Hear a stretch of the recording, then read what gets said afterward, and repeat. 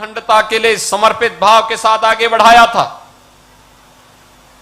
और उसमें से जो हमारे भारत माता के महान सपूत बलिदान हुए, उनमें captain Manoj Kumar Pandey, captain Aditya Mishra, lance Naik Kevalanand Dwivedi, rifleman Sunil Jung, major Ritesh Sharma, ये नाम ऐसे हैं जिन नामों का स्मरण केवल लखनऊ और प्रदेशवासी ही नहीं, पूरा देश बड़े गौरव के साथ लेता है, बड़े गर्व के साथ लेता है।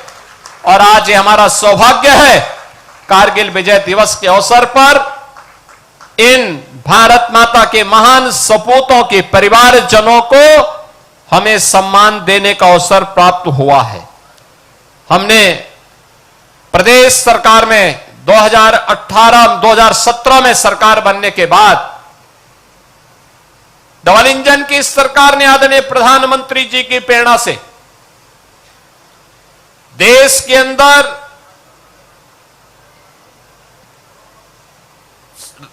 बाह्य सुरक्षा हो या आंतरिक सुरक्षा के लिए बलिदान होने वाले सैनिकों के परिजनों के लिए, शहीद परिवारों के लिए राज्य सरकार ने अपने स्तर पर घोषणाएं प्रारंभ की। अगर कोई जवान देश की सीमाओं की रक्षा करते हुए आंतरिक सुरक्षा की स्थिति को बनाए रखने के लिए कहीं बलिदान होता है, तो राज्य सरकार अपने स्तर पर उस परिवार को 50 लाख रुपए की सहायता अलग से देती है। परिवार के एक सदस्य को उत्तर प्रदेश सरकार की नौकरी में भी स्थान देती है, नौकरी देती है, और उनके स्मारक को उनकी जन्मभूमि या उनकी कर्मभूमि जहां पर परिवार के लोग सहमत होते हैं, वहां पर उसे स्थापित करने के लिए अपना योगदान देती है। प्रदेश सरकार अपने वीर सैनिकों के प्रति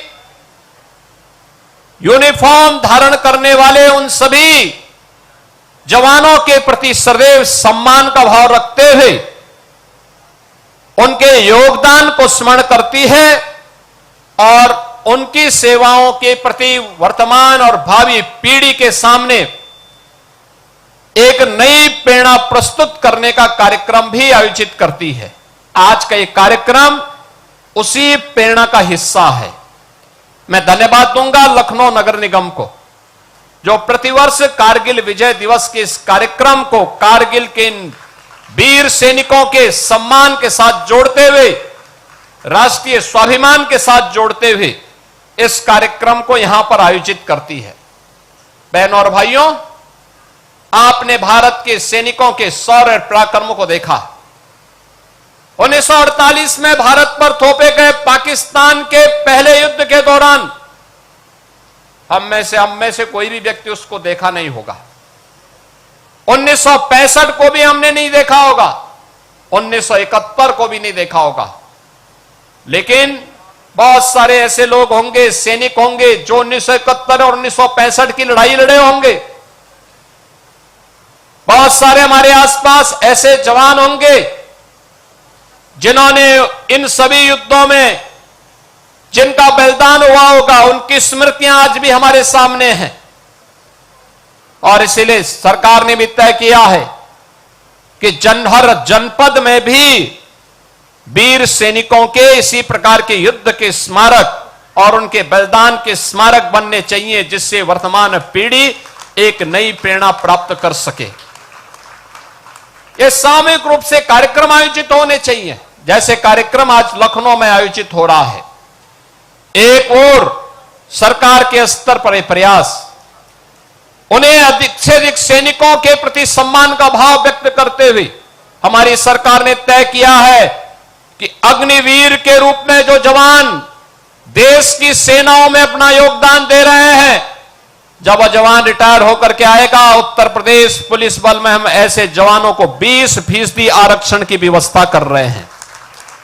उन सभी जवानों के लिए 20% आरक्षण उत्तर प्रदेश पुलिस बल में हम लोगों के द्वारा उपलब्ध करवाने की कार्रवाई को भी आगे बढ़ाया गया है। बहन और भाइयों, हमें ध्यान रखना होगा, राष्ट्र की एकता और अखंडता सदैव बलिदान मांगती है। हमें हर हाल में, हर कीमत पर राष्ट्र की एकता और अखंडता को बनाए रखने के लिए अपना योगदान देना होगा। आज अगर हम चैन से सो पाते हैं, समृद्धि के मार्ग पर आगे बढ़ पाते हैं, विकास के इन नए नए आयामों का लाभ ले पाते हैं, आधुनिक सुविधाओं से अगर हम लोग आज के दिन पर लाभान्वित हो पा रहे हैं, तो इसका कारण है क्योंकि भारत के वीर जवान भारत की सीमा में सम और विषम परिस्थितियों का सामना करते हुए देश की सीमाओं की रक्षा कर रहे हैं। उनके द्वारा किए जाने वाले योगदान के कारण हम देश के अंदर प्रगति के इस लाभ को अपनी आंखों से देख पा रहे हैं। एक तरफ बढ़ता हुआ भारत, एक नई ताकत के रूप में उभरता हुआ भारत, नए अपने शौर्य और पराक्रम के लिए देश और दुनिया के अंदर अपना लोहा मनाने वाला भारत। ऑपरेशन सिंदूर के माध्यम से भी आपने भारत के शौर्य और पराक्रम को देखा होगा। आपने देखा होगा जिस पाकिस्तान ने और उसके प्रेरित आतंकवाद ने पुलवामा में निर्दोष तीर्थ यात्रियों को अपना शिकार बनाया था। उन्होंने 22 ऐसे जवानों को, ऐसे तीर्थ यात्रियों को अपना शिकार बनाया था। उस पाकिस्तान को सबक सिखाने में भारत के बहादुर जवानों को और भारत की सेना को 22 मिनट भी नहीं लगे। पाकिस्तान के आतंकी कैंपों को तहस नहस कर दिया। प्रधानमंत्री मोदी जी ने यही कहा था कि पुलवामा में जिसने भी दुस्साहस किया उसको इसकी कीमत चुकानी पड़ेगी। और फिर आपने देखा होगा इस बार भी पाकिस्तान चिल्ला चिल्ला के अमेरिका के पास पहुंच गया था। भारत एक मोर्चे पर कई देशों से लड़ रहा था, कहीं तुर्की के द्वारा, कहीं चीन के द्वारा और कहीं दुनिया के अन्य देशों के द्वारा भी उसे सहायता दी जा रही थी। लेकिन उस सब के बावजूद भारत की बहादुर सेना के सामने पाकिस्तान की एक नहीं चली और अंततः उसको समर्पण करने के लिए मजबूर होना पड़ा था। यह बहादुर सैनिकों के नाते, और इसलिए यूनिफॉर्म के प्रति सम्मान का भाव हर भारत का दायित्व बनता है, हर भारतवासी का दायित्व बनता है। एक तरफ यह सम्मान का भाव, दूसरी तरफ अगर हमें विकसित भारत के सपने को साकार करना है तो उन षड्यंत्रों से हमें हमेशा सावधान होना होगा जो षड्यंत्र हमें बांटने का काम कर रहे हैं, जाति के नाम पर, क्षेत्र के नाम पर, भाषा के नाम पर। याद रखना, बल, बुद्धि और विद्या में भारत कभी इतिहास के किसी भी कालखंड में कभी कमजोर नहीं रहा, कभी कमजोर नहीं रहा। किसी बात की कोई कमी भारत के अंदर कभी नहीं थी।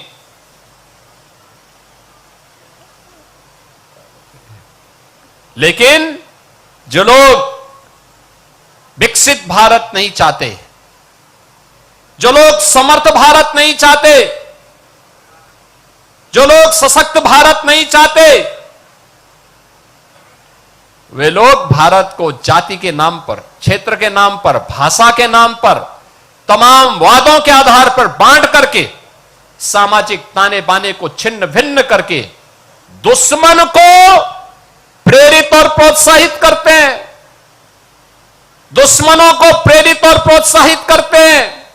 उनकी सहानुभूति किसी गरीब के लिए नहीं है, उनकी सहानुभूति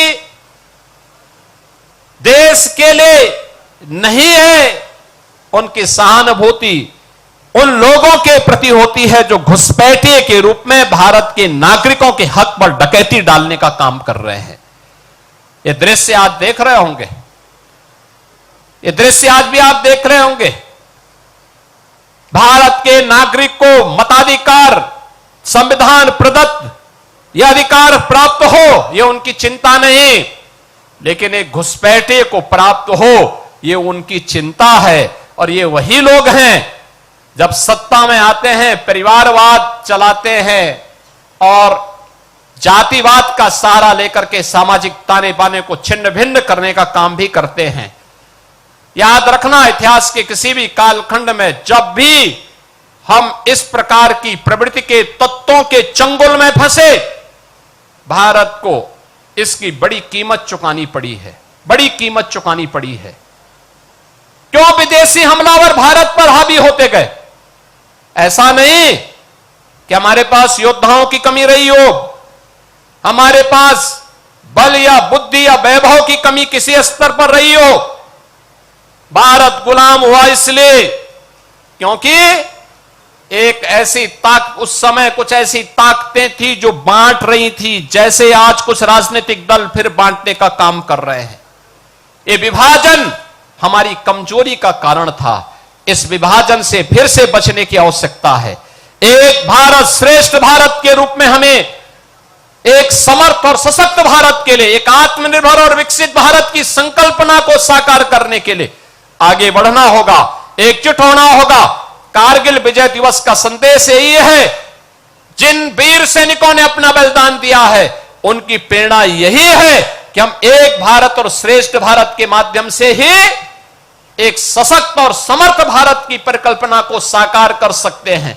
आज के इस अवसर पर मैं भारत माता के उन सभी सपूतों को जिन्होंने विभिन्न युद्धों में देश की सीमाओं की रक्षा करके भारत की अखंडता को सुनिश्चित किया, आंतरिक सुरक्षा को बनाए रखने के लिए अपने आप को बलिदान दिया, उन सभी वीर जवानों को मैं विनम्र श्रद्धांजलि अर्पित करते हुए उनकी स्मृतियों को नमन करता हूं। भारत माता के जो हमारे बहादुर जवान, जिन्हें लखनऊ की धरती को पैदा करने या लखनऊ को अपने जन्मभूमि और कर्मभूमि के रूप में जिन्होंने स्वीकार किया, ऐसे captain Manoj Kumar Pandey, captain Aditya Mishra, lance Naik Kevalanand Dwivedi, rifleman Sunil Jung, major Ritesh Sharma, इन सब की स्मृतियों को नमन करते हुए मैं इन्हें विनम्र श्रद्धांजलि अर्पित करता हूं। उनके परिवारजनों के प्रति अपना सम्मान व्यक्त करते हुए आप सभी से आह्वान करूंगा कि सैनिकों के प्रति जो भी सम्मान, सर्वोच्च सम्मान हो सकता है, वह सम्मान का भाव हमारे मन में सदैव रहना चाहिए। इस विश्वास के साथ आप सबके प्रति भी मैं अपनी शुभकामनाएं देता हूं। धन्यवाद। जय हिंद। मुख्यमंत्री योगी आदित्यनाथ को आप सुन रखे थे। मुख्यमंत्री की ओर से विकास के कार्यों का जिक्र किया गया, साथ ही साथ आज क्योंकि कारगिल के शहीदों को नमन किया जा रहा है, याद किया जा रहा है, भारत की एकता अखंडता के लिए समर्पित है। सेना के जवानों ने शौर्य का परिचय दिया, ये भी सीएम ने अपने संबोधन के दौरान कहा। एक छोटे से ब्रेक